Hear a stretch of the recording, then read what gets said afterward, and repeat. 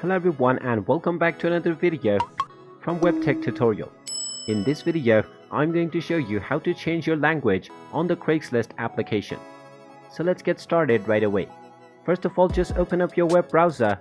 Now in the address bar, type in craigslist.org and press enter. This will then take you into the official Craigslist website. Now, right from the home page, if you haven't logged into your account, you can simply click on the account button at the top right corner and proceed with logging in using your email address and your password.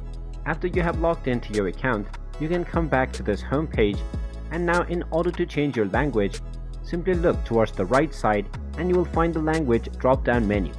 Simply click on the drop-down menu and you will find various languages that you can choose from for the Craigslist interface.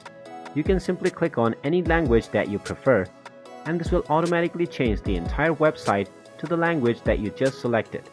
You can come back to this page anytime and use the drop-down menu to change your language to any language that you wish. And there you have it. That is how easy it is to change your language on Craigslist.